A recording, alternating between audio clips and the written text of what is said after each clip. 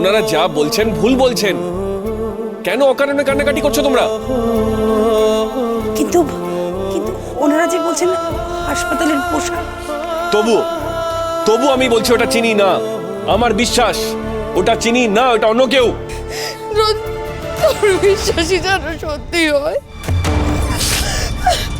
কিন্তু কিন্তু যখন পুলিশ বলছে তখন তো একবার আমাদের দেখতেই হবে বাবা।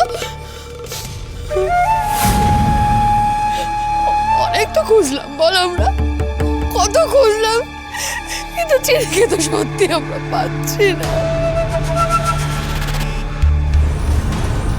আশা করা যায় সব রকম প্রমাণ দিয়েই বডিটা রেডি করেছে অপালার লোকেরা। মা ওরা বলছে, কিন্তু তুমি মানতে পারছো কথাটা? চিনি ওই রেল লাইনের ধারে।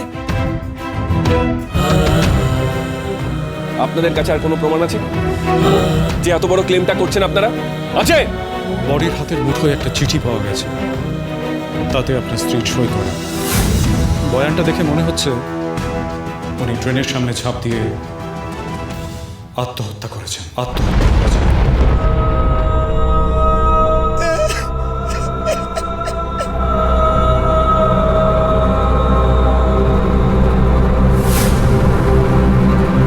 চিনি আত্মহত্যা? না না না না না। তার মানে আমার চিনির জ্ঞান ফিরে এসেছিল। আচ্ছা অফিসার, বলছি চিঠিটা একবার দেখা যায়? মানে ওটা তো চিনি নাও হতে পারে, মানে অন্য কেউ চিনির নাম সই করে চিঠি লিখতেই তো পারে। চিঠিটা কোথায়? সঙ্গে এনেছি।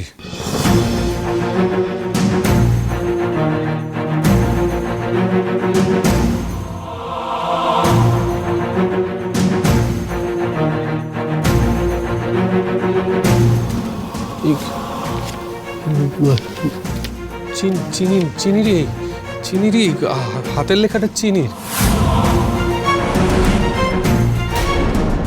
না না না না না না না না না না না না না না চিনি না না না না হতে পারে না।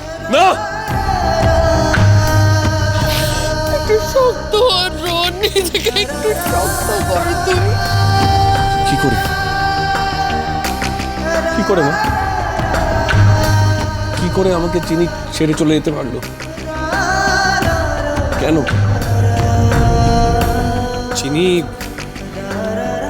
চিঠিটা তোমাকে লিখেছে।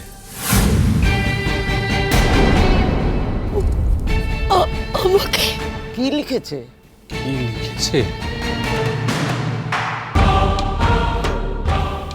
না, আমার পড়ার সাহস নেই। আমাকে পড়তে হবে।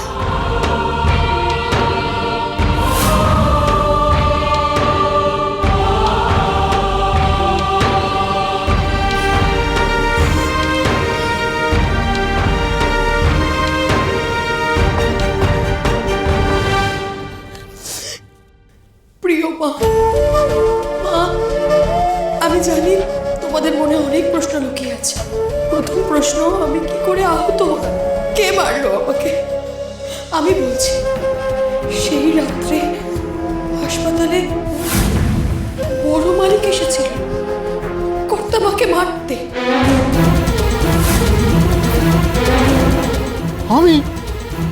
আমি হাসপাতালে যাইনি।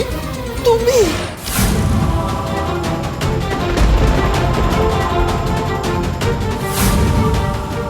বাবা বাবা বাবা তুমি? না না, একদম বাজে কথা, বিশ্বাস করো। মিথ্যা বলতে চিনি, মিথ্যা লিখেছে।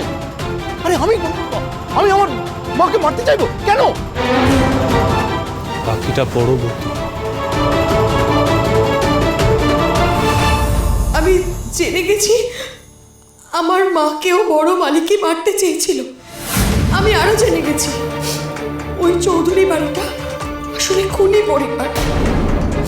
আর এটাও জানি যে আমি সন্তান সম্ভবা। কিন্তু মা, এই খুনি বাড়ির উত্তরাধিকার আমি বহন করতে চাই না। চাই না এই পৃথিবীর আলো দেখাতে, তাই দ্রোণকে ছেড়ে চলে যাচ্ছি। দ্রোণের সন্তানও আমি রাখবো না।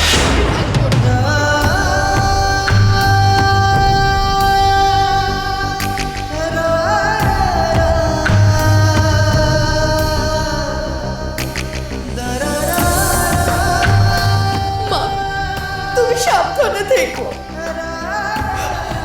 অপরাধ প্রবণতা তো রক্তে থাকতেই পারে বলো। বড় মালিক যেমন কর্তামাকে মারতে চেয়েছিল, দ্রোণও হয়তো একদিন তেমনই মাতৃঘাতী হবে। ইতি, চিনি। তুই মাকে মারতে গেছিলি? তুমি চিনিকে মেরে কোমায় পাঠিয়ে দিলে?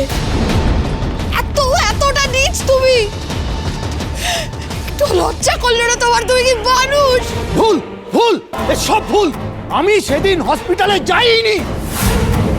চুপ, একদম চুপ। না বললেই হবে।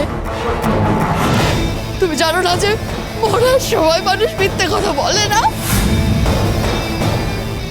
বাবা, আমি ভাবতে পারছি না এটা তুমি কেন? কি ভাবতে পারছিস না তুই? আমি যে কথাগুলো বলছি সেগুলো বিশ্বাস করতে পারছিস না? আমি বলছি তো আমি হসপিটালে যাইনি সেদিন।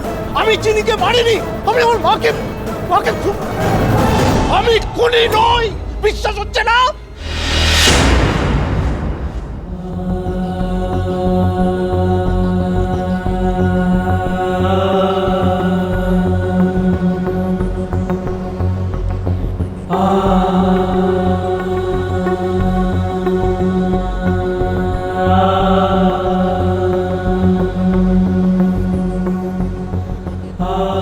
অফিসার, ওনাকে নিয়ে যান।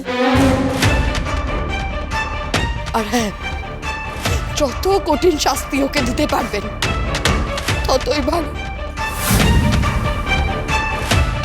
তীর্থ এটা করতে পারলো?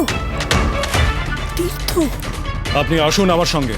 মা, এটা অন্যায় মা, অনেক বড় অন্যায়। বলতে পারছিস না তোর বাবা এই কাজ করতে পারে না? বলতে পারছিস না? চুপ করে আছিস কেন? তোরা কেন কেউ কিছু বলছিস না? বল কিছু তো বল। আর কেউ কিচ্ছু বলবে না তো, কারণ প্রমাণ তো দ্রোণের হাতেই। ও তো ওর নিজের স্ত্রীকে হারিয়েছে, অন্যদিকে ওর বাবা ওর স্ত্রীকে মেরে ফেলেছে। যত কঠিন শাস্তি ওকে দিতে পারবেন ততই ভালো।